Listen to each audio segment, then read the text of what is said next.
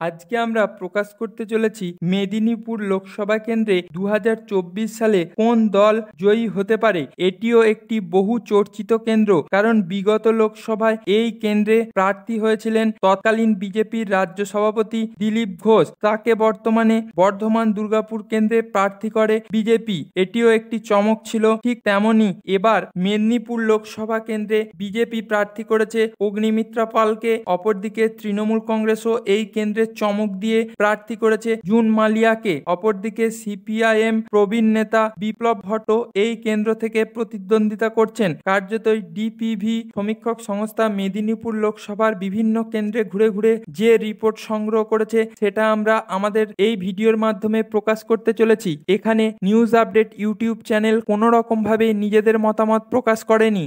সমীক্ষা শুরুর প্রথমেই আমরা দেখে নিই 2019-এর লোকসভা নির্বাচনে মেদিনীপুর লোকসভা কেন্দ্রে কোন দল কত শতাংশ ভোট পেয়েছিল। 2019-এ মেদিনীপুর লোকসভা কেন্দ্রে বিজেপি ভোট পেয়েছিল 48.62%। তৃণমূল কংগ্রেস এই কেন্দ্রে ভোট পেয়েছিল 42.31%। অপরদিকে সিপিআইএম এই লোকসভা কেন্দ্রে 2019 সালে ভোট পেয়েছিল 4.42%। কার্যতই বিগত লোকসভা নির্বাচনে রাজ্যবাসীকে চমকে দিয়ে মেদিনীপুর লোকসভা কেন্দ্রে জয়ী হন বিজেপি নেতা দিলীপ ঘোষ।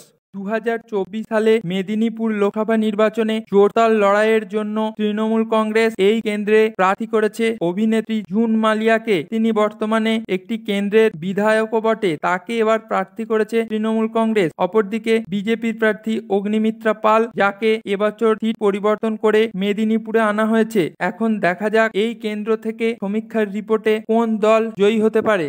ডিপিভি সমীক্ষক সংস্থার রিপোর্ট অনুযায়ী 2024-এ মেদিনীপুর লোকসভায় বিজেপি প্রার্থী অগ্নিমিত্রা পাল পেতে পারেন 49.16% ভোট। এক্ষেত্রে সমীক্ষক সংস্থা দাবি করেছে অগ্নিমিত্রা পালের লড়াকু মানসিকতা ভোট বাক্সে বিশেষ প্রভাব পড়বে বলে আশা করছে সমীক্ষক সংস্থা ডিপিভি। অপরদিকে তৃণমূল কংগ্রেস এই কেন্দ্রে প্রার্থী করেছে অভিনেত্রী জুন মালিয়াকে। তিনি কি এবার এই 49% ভোটটি ছাপিয়ে যেতে পারবেন? এক্ষেত্রে সমীক্ষার রিপোর্টে জানাচ্ছে জুন মালিয়া পেতে পারেন 43.58% ভোট। অপরদিকে সিপিআইএম এর বিপ্লব ভট্ট এই কেন্দ্রে পেতে পারেন 6.14% ভোট। কার্যত এবছরও দিলীপ ঘোষের স্থলাভিষিক্তা হয়ে এই কেন্দ্রটি বিজেপির দখলে এনে দিতে পারেন বিজেপি নেত্রী অগ্নিমিত্রা পাল।